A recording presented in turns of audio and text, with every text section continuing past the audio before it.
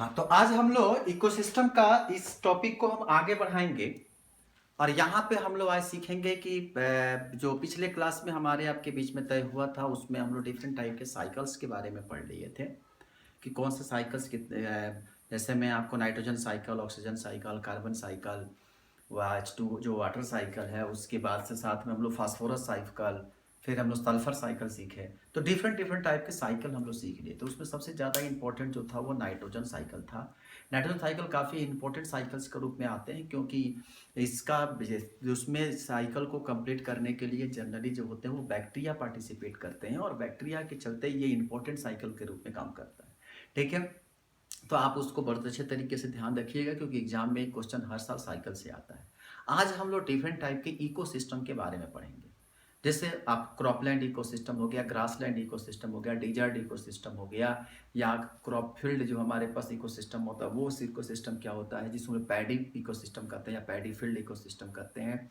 और उस पांचवा इकोसिस्टम जो होता है सबसे इंपॉर्टेंट इकोसिस्टम, उसका नाम होता है ये है आपका पॉन्ड इकोसिस्टम। ध्यान रखेंगे, पॉन्ड इकोसिस्टम का मतलब ये कभी नहीं होता है कि तालाब, सिर्फ तालाब के बारे में नहीं, समुद्र के बारे में भी स्टडी कर सकते हैं आप, नदियों के बारे में भी स्टडी कर सकते हैं, सब कुछ के बारे में इसमें स्टडी कर सकते हैं। ठीक है, तो पॉन्ड का मतलब कहीं से ये नहीं होता है कि सिर्फ नदी, छोटे तालाबों के बारे में बात करते हैं। इसमें आप हर पानी में रहने वाले ऑर्गेनिज्म के बारे में आप इसमें बात कर सकते हैं। ठीक है, तो कहते हैं कि जो पॉन्ड इकोसिस्टम होता है, तो पॉन्ड इकोसिस्टम में सबसे इंपॉर्टेंट चीज क्या होता है कि प्रोड्यूसर। अब इसमें भी जो प्रोड्यूसर होते हैं वो जनरली दो तरह के होते हैं।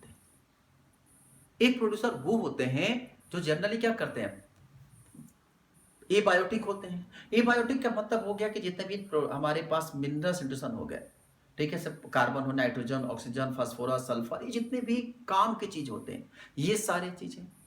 तो किसी भी प्लांट्स को खाना बनाने के लिए दो चीज की जरूरत पड़ती है, एक होता है सनलाइट, दूसरा होता है माइक्रोन्यूट्रिएंट्स। ठीक है, तो माइक्रोन्यूट्रिएंट्स लेने के लिए तो हमें जमीन पर ही जाना पड़ेगा। हवा में तैरता हुआ तो माइक्रोन्यूट्रिएंट्स को मिलेगा नहीं, सिर्फ तैरता हुआ CO2 मिलता है और कुछ तो मिलता नहीं है। ठीक है, जिसका प्लांट यूज करता है। तो तब फिर उसके बाद क्या होता है, तो कहते हैं कि प्लांट जो मिट्टी होती है, जो तालाब के अंदर जो मिट्टी पाई जाती है, उस मिट्टी में क्या होता है कि ये मड्स जो सब लोग जो कहते हैं मड, जो नीचे आप देख रहे हैं डायग्राम में, ये जो टाइप्स एरिया होता है सब लोग कहते हैं मड। ठीक है, अब इस मड में क्या होते हैं कि छोटे छोटे फर्टिलाइजर ऑर्गेनिज्म पाए जाते हैं और ये इसमें छोटे छोटे मिनरल्स, न्यूट्रिशन पाए जाते हैं, जिसमें कार्बन, नाइट्रोजन, ऑक्सीजन, हर तरह के एलिमेंट्स जो होते हैं इसमें पाए जाते हैं। ठीक है, अब इसी माइक्रो न्यूट्रिएंट्स जिसको हम लोग एबायोटिक के नाम से जानते हैं, इसी का यूज जो होते हैं वो प्लांट अपना खाना बनाने में करते हैं। ठीक, अब मिनरल न्यूट्रिशन मिल गया, अब यहां से सनलाइट मिल गया, अब आती है बात दूसरे पर, तो जिसको हम लोग कहते हैं बायोटिक प्रोड्यूसर। अब ये बायोटिक प्रोड्यूसर क्या होता है, तो बायोटिक प्रोड्यूसर वो प्रोड्यूसर होते हैं जो कि क्या करते हैं, लिविंग ऑर्गेनिज्म होते हैं। प्लांट हो गया, जो प्लांट, चूंकि हम लोग जनरली जब हम लोग अर्थ सरफेस पर पढ़ते हैं तो नॉर्मली प्लांट पढ़ते हैं, लेकिन पानी में जाने के बाद ये आगे चलकर 3 कैटेगरी में डिवाइड हो जाता है। ठीक है, एक को कहते हैं हम लोग माइक्रोफेज, सॉरी माइक्रोफाइट्स, दूसरा होता है फाइटोप्लैंक्टन, तीसरा होता है जूप्लैंक्टन। 3 तरह के प्लैंक्टन्स पाए जाते हैं प्लांट के 3 कैटेगरी वहां पाई जाती है। ठीक है, आप सबसे पहली प्लांट कैटेगरी जो होती है, क्योंकि सारे प्लांट्स के अंदर जो पानी के अंदर पाए जाने वाले होते हैं, तो सबसे पहली कैटेगरी होती है जो कहते हैं फाइटोप्लैंक्टन, सॉरी मैक्रोफेज, मैक्रोफाइट। ठीक है, मैक्रोफाइट। मैक्रोफाइट वो होते हैं जो पानी के अंदर कुछ इनकी सतह जो होती है ऊपर होती है और ये लाइटली फ्लोट करते रहते हैं, मतलब थोड़ा सा सबमर्ज होते हैं, बाकी इनकी सरफेस क्या होती है, पानी के ऊपर फ्लोटिंग करती रहती है। जैसे में आप लोग ट्रापा, ट्रापा जानते हैं, सिंघाड़ा जिसको बोलते हैं, ये ट्रापा आप देखेंगे तो ट्रापा जो है, आप इसका जो जनरली ट्रापा का जो शेप होता है वो ट्रापा कुछ इस तरह का होता है, कुछ इस तरह का ट्रापा। आप खासकर जब यूपी बिहार में आप रहेंगे तो यूपी बिहार के लोगों को सिंघाड़ा, जिसको बड़ा अच्छा सा नाम से जाना जाता है, वहां पे छठ के फेस्टिवल में ये बहुत दिखाई देता है। ठीक है, ब्लैक कलर या ग्रीन कलर में होता है, लाइट ब्लू कलर को उसको टच करने पर अंदर जो होता है, अरे यूपी वाले तो भैया, ये तो जितने हम चूंकि बनारस में रहे हैं हम लोग देखे हैं कि वहां पे जो सिंघाड़े के आटा का क्या करते हैं लोग, हलवा बनाते हैं, जो फास्टिंग लोग करते हैं उसमें यूज करते हैं, बड़ा अच्छा लगता है। ठीक है? तो आप इस तरह की जो सिंघाड़ा होता है या समोसा जिसको यूपी में यहीं बिहार में आप जब चले जाओगे तो जो सिंघाड़े के तरह की शेप का समोसा बनता है। तो समोसे को भी बहुत लोग वहाँ जाकर बिहार के लोग उसे सिंघाड़ा के नाम से जानते हैं। ठीक है? आप देखना मुँह में पानी ना आए, आप पढ़ाई पर आते हैं। तो यहाँ पे जो होता है कि ये विभिन्न तरह के जो अब ये ट्रापा हो गया या उसके बाद आपको बताते हैं वाटर लिली, आपने आप सुना ना जलकुंभी, बड़ा खतरनाक प्लांट होती है। ये हमारे बंगाली भाई एक थे, चले गए क्या कहते हैं अफ्रीकन देश में, और वहां पे जाने के बाद उनको ये प्लांट बड़ा खूबसूरत लगा क्योंकि इसकी लीफ जो इसकी फ्लावर होती है ना बहुत खूबसूरत होती है। लाइट ब्लू कलर की इसकी फ्लावर होती है, ब्लू और व्हाइट में बड़ी खूबसूरत फ्लावर होती है। साइंटिस्ट थे वो गए उसके बारे में, वहां जाए उसके बारे में पूछे तो ज्यादा उन्हें नॉलेज तो मिला नहीं। वो क्या किए वहां थोड़ा सा प्लांट उठा कर लाकर अपने बंगाल के छोटे से तालाब में लगा दिए। अब वो ऐसा प्लांट होता है जिसको कहते हैं हम लोग क्या करते हैं, ये जो जलकुंभी की प्लांट बड़ी अजीब सा प्लांट होता है। इसको जहां पर भी आप फेंक दोगे वहीं पर वो ग्रो कर जाता है। अब वहां लाया और लगा कर अपने यहाँ लगा दिया, उनको बड़ा खूबसूरत लगने लगा, नया प्लांट था, उसकी लीफ भी बड़ी अच्छी लगती है देखने में। कुछ दिन के बाद देखते हैं कि उसके पूरे तालाब में फैल गई, कह के बड़ा दिक्कत हो गया भैया, ये तो पूरा पूरा फैल गया। परिणाम क्या निकला कि वहां की मछलियां मरने लगी। अब ये धीरे धीरे क्या हुआ कि ये पूरा भारत में इसकी ग्रोथ फैल गई। पता है सबसे मजेदार बात आपको बताए, इस प्लांट को खत्म करने का कोई आज तक उपाय नहीं मिला। मैं बना दो दिए लेकर तो चले आए, पर इसको डिस्ट्रॉय करने का आज तक कोई भी उपाय नहीं है। तो लास्ट में लोग क्या करते हैं, आप देखे होंगे आपके गांव के आसपास में अगर तालाब होगा तो पूरी की पूरी तालाब जलकुंभियों से भरी रहती है। ठीक है? तो ये इस तरह के प्लांट जो होते हैं जो पानी के ऊपर ज्यादा पाए जाते हैं और कम फ्लोटिंग करते हैं, उससे हम लोग कहते हैं माइक्रोफाइट। तो लिख लो, this type of the plant which are floating on the water surface and partially submerged in water is called microphyte plant. ठीक है? अब इसमें सारा एग्जांपल आप चाहें तो इसमें लिख सकते हैं, इतना सारा एग्जांपल है इसमें, यहां पर हम लिखे हुए हैं। ठीक है? इसमें से कुछ ऐसे फ्लोटिंग हो तो फ्री फ्लोटिंग करते रहते हैं, मतलब जिनका अर्थ सरफेस से ज्यादा कनेक्शन नहीं रहता है, उसके एग्जांपल एजोला हो गया, साल्वेनिया हो गया, ऑल्फिनॉक्स हो गया, इस सारे एग्जांपल यहां पर हम लिख दिए हैं। ठीक है?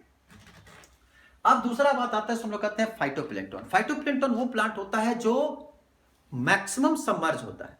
ठीक है? तो फाइटोप्लैंक्टन जो होता है, आप जू प्लैंक्टन समझ लो कि मैक्सिमम बाहर रहता है। ठीक है? और लाइटली सबमर्ज होता है। फाइटोप्लैंक्टन होता है वह 50-50 की इसकी चांसेस रहती है। 50% ये ऊपर रहता है, 50% ये अंदर रहता है। ठीक है? और तो इसमें लिख सकते हो, लिखो फाइटोप्लैंक्टन में लिखो, this type of the plant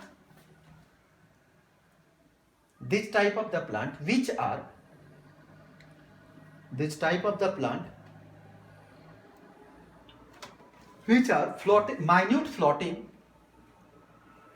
minute floating on the surface of water or suspended lower plants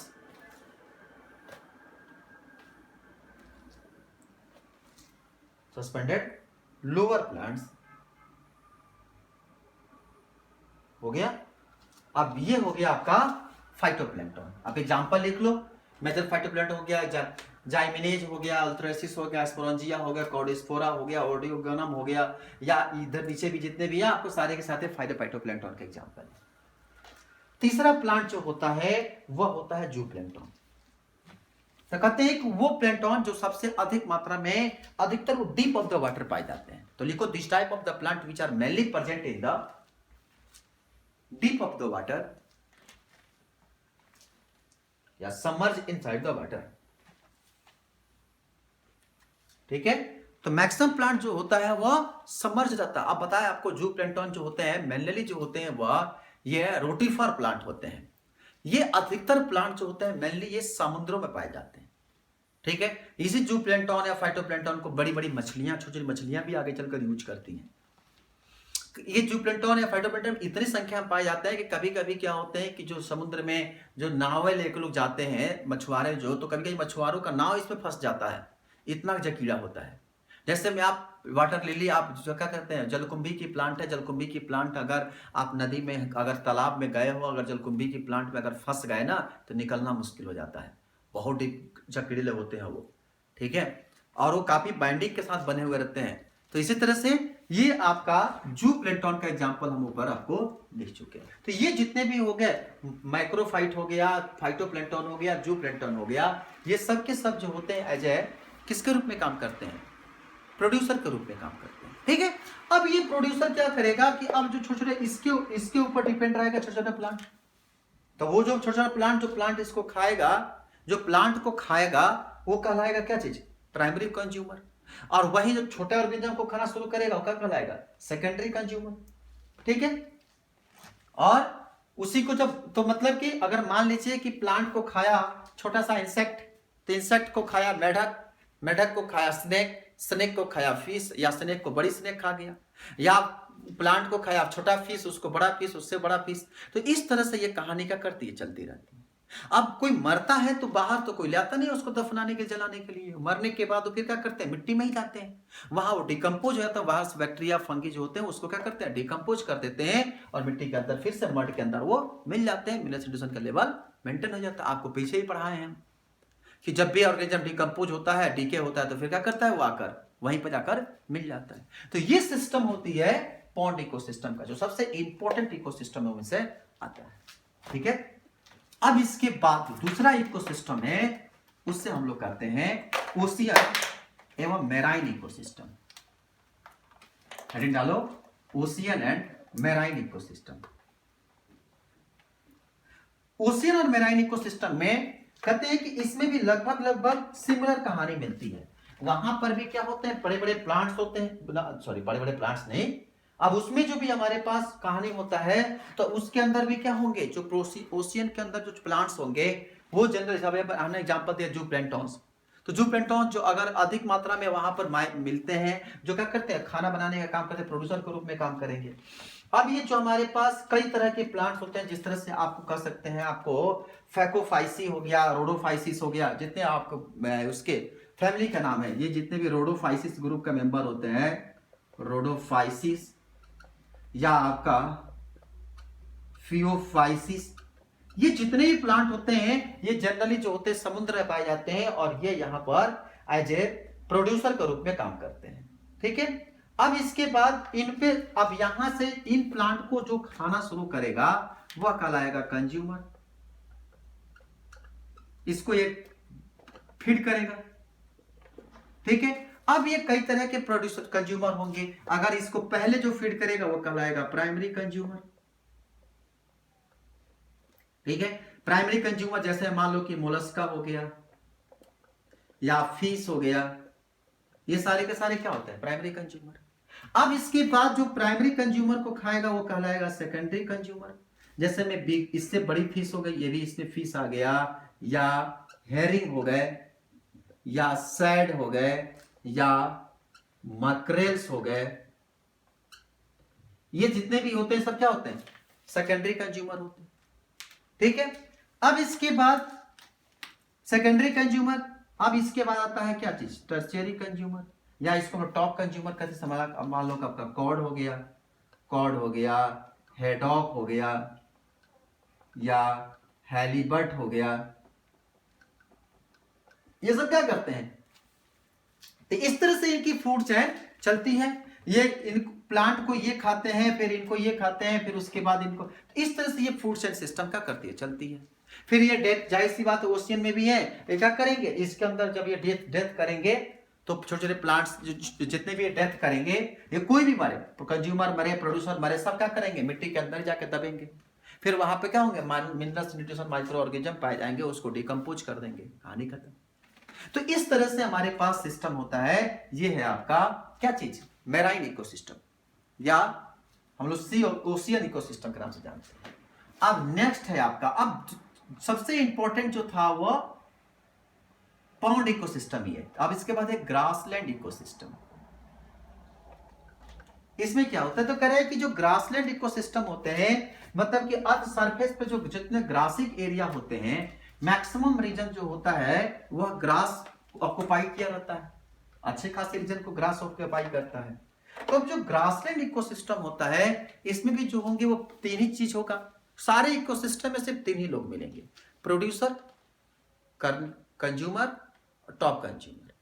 ठीक है, तो प्रोड्यूसर, हर्बीवोरस, कार्निवोरस, 3 लोग, और चौथा जो होगा डिकम्पोजर। हर जो भी आपको इकोसिस्टम एग्जाम में दी जाएगी, आप हमेशा इसी पर चर्चा करेंगे कि प्रोड्यूसर, कंज्यूमर, मतलब प्रोड्यूसर जो होगा वह जनरली हमारे पास प्लांट्स होंगे या जो भी प्रोड्यूसर हो, और फिर कंज्यूमर बटेगा कई अलग अलग भागों में, हर्बीवोरस, कार्निवोरस, स्टॉप कार्निवोरस, ठीक है। तो आप इस चीज को हमेशा याद रखेंगे। तो ये भी जो ग्रासलैंड इकोसिस्टम होगा, इसमें सबसे पहले आएंगे प्रोड्यूसर। प्रोड्यूसर में हमारे पास जो भी होगा, मान लीजिए कि हमारे पास जो है, इसमें सबसे पहले कंपोनेंट्स आते हैं, कहते हैं एबायोटिक कंपोनेंट्स। सबसे पहली बात जो कि खाना बनाने के लिए हमें सोर्स चाहिए, संसाधन चाहिए। तो ये बायोटिक कंपोनेंट्स में आपको याद होगा कि हम लोग बता चुके हैं, माइक्रोन्यूट्रिएंट्स में आपको निमोनिक बताए थे, कौन पी के मग से काफी, तो उसमें आपको माइक्रोन्यूट्रिएंट्स में सारे आ जाते हैं ये, ठीक है। अब इसके बाद जैसे ही खाना ये बनाना शुरू करते हैं, ठीक है, और खाना बनाना शुरू करते हैं, तो इसमें जितने प्लांट छोटे छोटे होते हैं वो क्या करते हैं, यहां से ये फूड प्रोडक्शन का काम करना शुरू करते हैं। अब जैसे ही ये फूड प्रोडक्शन का काम होता है, फिर इसके बाद शुरू होता है, अब चूंकि अब आपको ही पता है कि जितने भी प्लांट्स हैं हमारे पास, ये सारे के सारे प्लांट क्या करेंगे, कोई क्रॉपलैंड है, धान हो गया, जैसे जितने भी आपको on the earth surface plants पाए जाए, ये सारे के सारे क्या करते हैं, फूड प्रोडक्शन काम करेंगे। आपके पास जितनी प्लांट्स हैं सारे के सारे के रूप में हमारे पास प्रोड्यूसर के रूप में काम करेंगे। अब उसको क्या करेंगे, हम लोग कंज्यूम करेंगे। जैसे मान लीजिए कि बर्ड्स, प्लांट जो हमारे पास मिला उसको बर्ड्स कंज्यूम किया, ठीक है, बर्ड्स हो गए या लिजार्ड हो गए या जितने भी हमारे पास, इसको क्या करते हैं, प्लांट को कंज्यूम करते हैं। अब ये बर्ड्स को क्या करेगा, मान लीजिए कोई दूसरा मान लीजिए लार्ज बर्ड हो गया, जैसे मान लो कि कुछ पक्षियां जो होती हैं फ्रूट प्लांट खाती हैं, और कुछ पक्षियां जो होती हैं पक्षी को ही खाती है, जैसे ईगल हो गए, वो क्या करते हैं, पक्षी को ही खाती है, ठीक है। तो लार्ज बर्ड्स हो गए, या आपको मान लो कि फॉक्स हो गया, ये भी क्या करते हैं, पक्षी को ही खाते हैं। अब ये जो होते हैं ये क्या करते हैं, इनको जो खाते हैं, टाइगर हो गए, लॉयन हो गए, ये इनको खाते हैं। तो यहां पर प्लांट जो होगा वह प्रोड्यूसर के रूप में काम करेगा, ये हमारे पास प्राइमरी कंज्यूमर के रूप में काम करेगा, या इसको हम लोग कहते हैं प्राइमरी कंज्यूमर, फिर इसको हम लोग बोलेंगे सेकेंडरी कंज्यूमर, इसे बोलेंगे हम लोग टॉप कंज्यूमर। आ रही बात समझ में। तो इस तरह से प्लांट सिस्टम क्या करता है, ये पूरा इस पर डिपेंडेंट होता है, और फिर ये टाइगर और प्लांट क्या करेगा, मरेगा। ये जो भी टाइगर या लॉयन होगा वो डेथ करेगा, डेथ करेगा तो इसको डिकम्पोज होगा, डिकम्पोज होगा तो इसमें जितने भी क्या होंगे, वायरस, बैक्टीरिया, फंगी होंगे, उसको डिकम्पोज करेंगे, फिर ये किसमें कन्वर्ट करेगा, ये बायोटिक कंपोनेंट्स में। बन गया ना पूरा फूड वेव, इस तरह से एक साइकिल तैयार हो गया, तो इसको हम लोग आगे चलकर क्या करते हैं, साइकिल के भी नाम से जानते हैं। तो इस तरह से आप क्या कर सकते हैं, इसको आसानी से तैयार कर सकते हैं। कई सारे इसमें डिकम्पोजर होते हैं, जैसे में आप एस्पारेलस हो गया, कॉर्नियस हो गया, पोलीफेरस हो गया, आप लिख लो, एक दो चार एग्जाम्पल लिख लो। कुछ इसमें फंगी होते हैं, फंगी में लिख लो एस्पाइरिलस, एस्पाइरिलस, कॉप्रिनस, पॉलीपोरस, गोनेडर्मा, फुसेरम, अल्टरमेरिया, ट्राइकोडर्मा, ट्राइकोडर्मा, कुछ बैक्टीरिया लिख लो, जैसे में बेसिलस, ठीक है, कोलेस्ट्रीडियम, या आप क्या करते हैं, स्यूडोमोनास,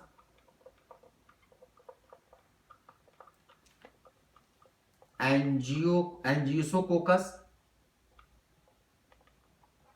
एंजिस्कोकोकस, एंजियोकोकस होता है, सॉरी एंजियोकोकस, ठीक है। तो इस तरह के हमारे पास कई सारे स्पीसीज जो होते हैं। आप एक काम करो, स्ट्रेप्टोमाइसिन, एक्टिनोमाइसिटीज का भी एक स्पीसीज लिख लो, एक्टिनोमाइसिटीज का भी एक स्पीसीज लिख लो, एग्जांपल लिख लो, स्ट्रेप्टोमाइसिन,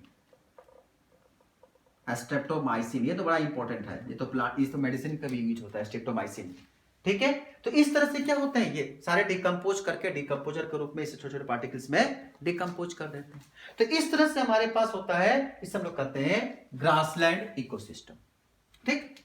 अब हम लोग पढ़ने जा रहे हैं जिसका नाम है डिजर्ट इकोसिस्टम। हेडिंग डालो, डिजर्ट इकोसिस्टम। तो कहते हैं कि जितने भी, आपको बता दें, ये डिजर्ट इकोसिस्टम जो होता है,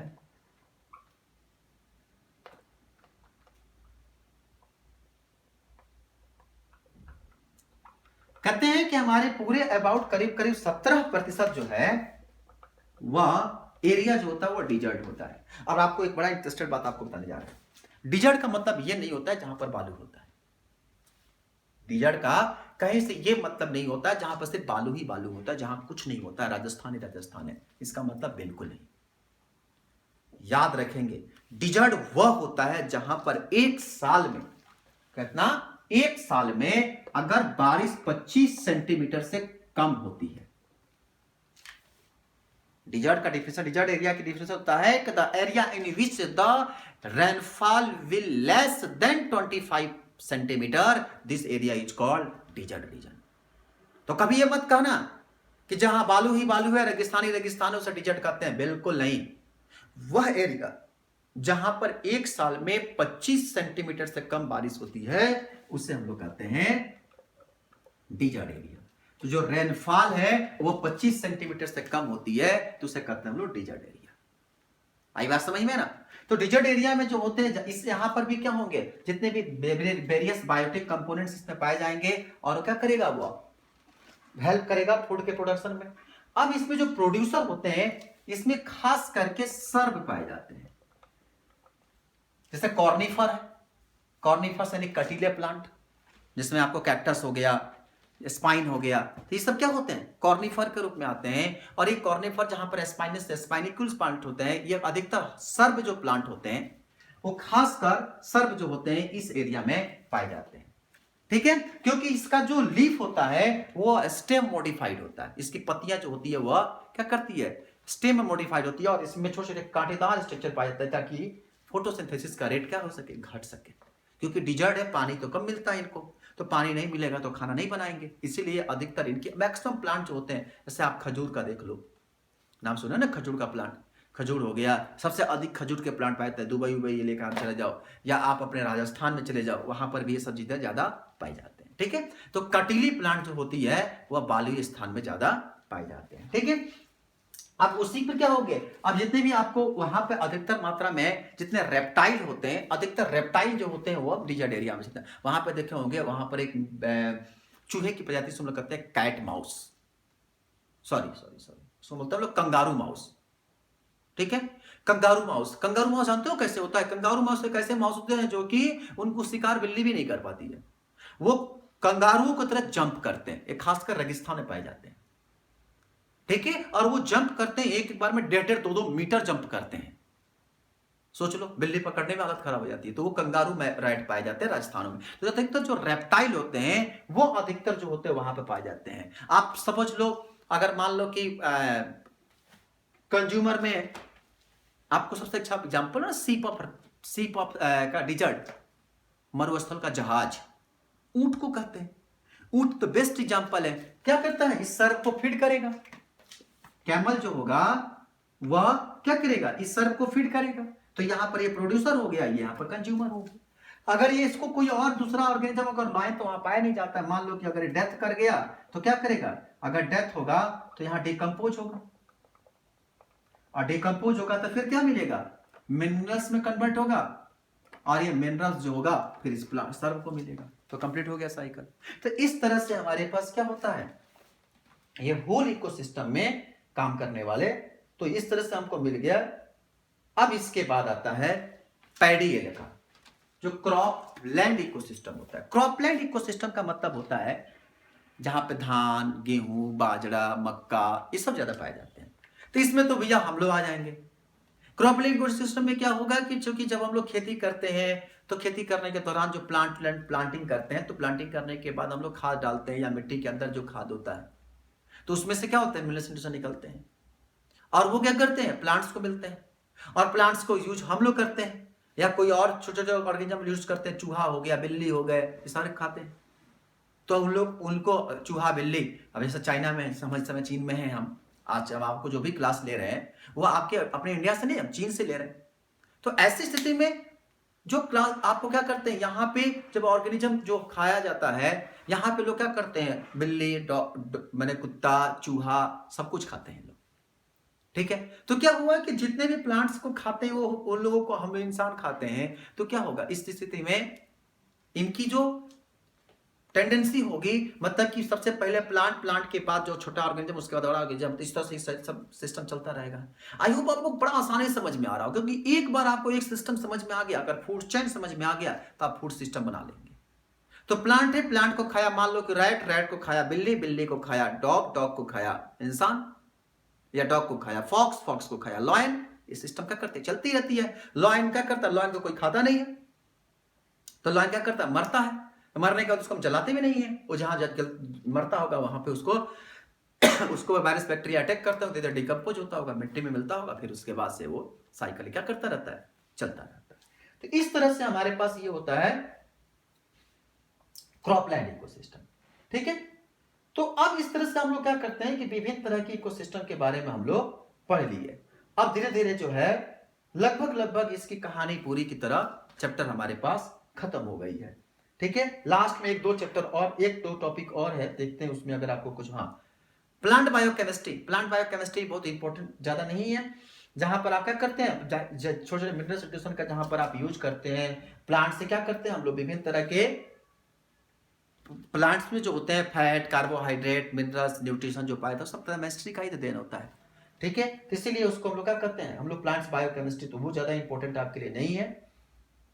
और आपको कुछ देखने, कुछ आपका काम का चीज बचा हो, हाँ एक है एसिमाइलेशन एफिशिएंसी, लिखो एसिमाइलेशन एफिशिएंसी, दो टर्म इसमें लिख लो, लिखो the production of energy, assimilation depend upon the quantity of food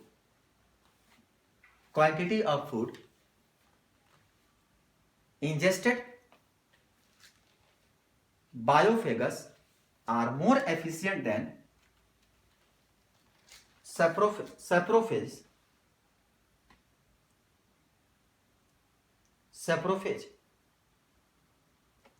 These are which are measured in the amount of ingested energy left after the production.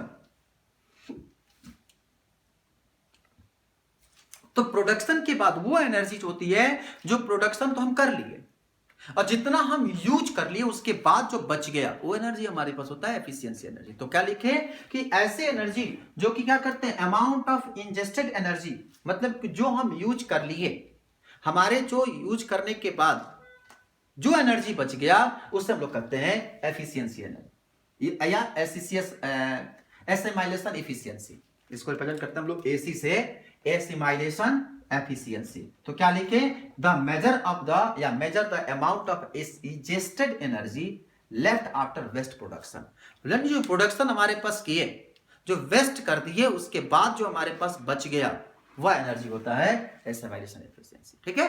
और दूसरा पॉइंट लिख लो, production efficiency PC percent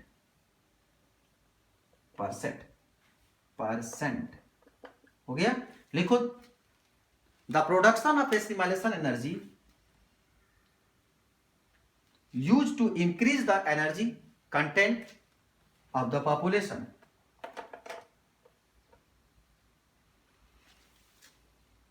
the production of assimilation energy used to increase the energy content of the population।